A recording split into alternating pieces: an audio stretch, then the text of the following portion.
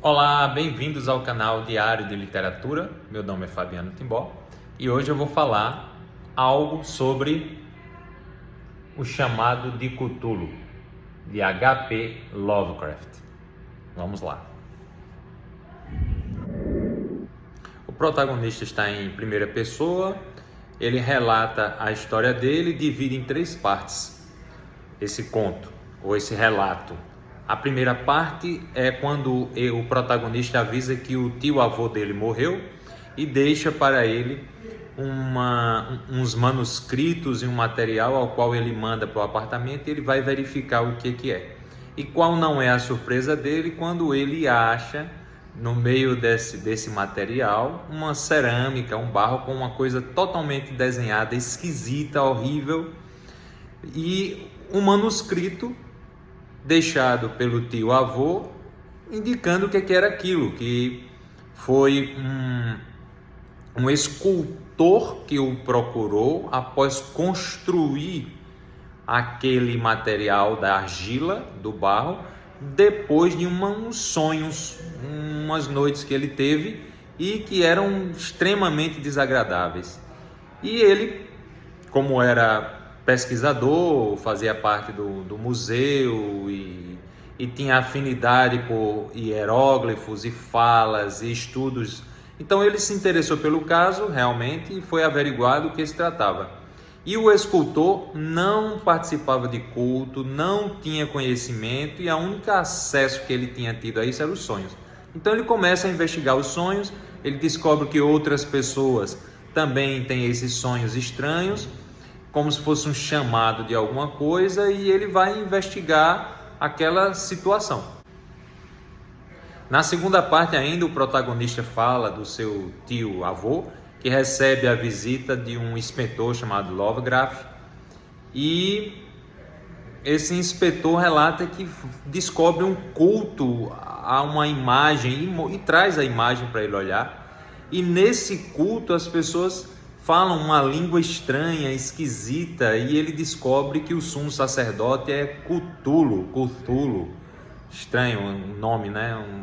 Mas enfim, esse sumo sacerdote, eles matam pessoas e fazem, enfim, ele consegue prender alguns, troca tiro com outros e traz essa imagem para que o professor possa investigar, e aí acaba se desenrolando essa história dessa imagem, desse culto a esse Deus, sacerdote, sei lá, cuja promessa é, após o seu retorno, destruir a humanidade, a forma como se tem acesso a tudo que temos.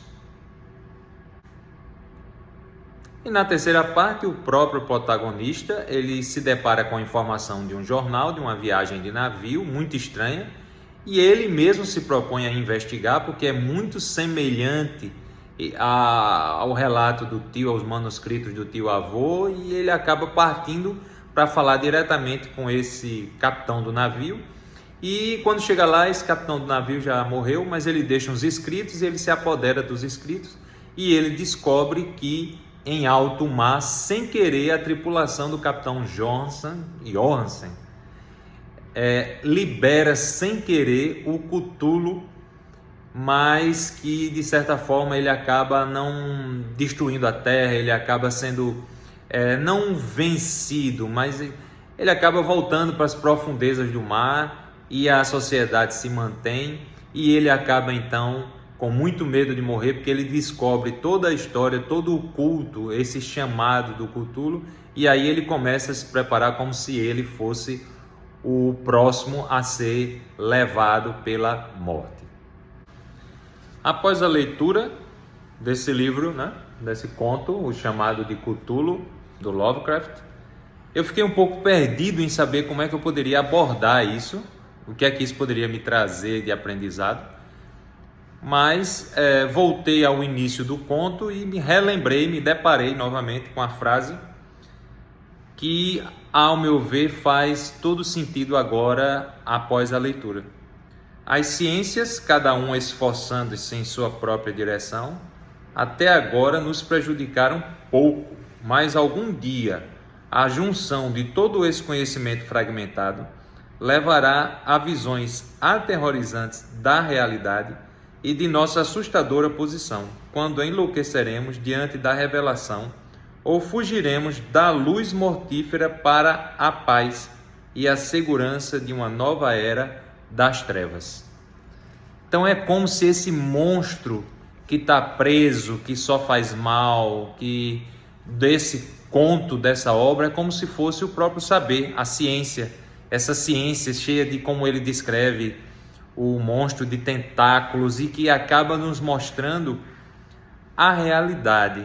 E com isso a gente tem a perda dos cultos, das crenças, e que acaba nos levando talvez para um estado de sofrimento, sem o que a gente tem apego, sem aquilo que às vezes nos fortalece. Então talvez esse monstro, esse Cthulhu, esse conto se refira na verdade à ciência. É uma crítica violenta à reação da humanidade perante os achados que a ciência individual ou de forma coletiva é capaz de trazer. Espero que você tenha gostado dessa resenha. Eu não conhecia nenhum trabalho do H.P. Lovecraft. Gostei, é interessante, apesar de ser de terror. É uma leitura, de certa forma, rebuscada, mas é leve, ela não tem muitas mortes, assassinatos. É um terror palatável, gostoso de fazer. Um abraço a todos vocês, até nossa próxima leitura.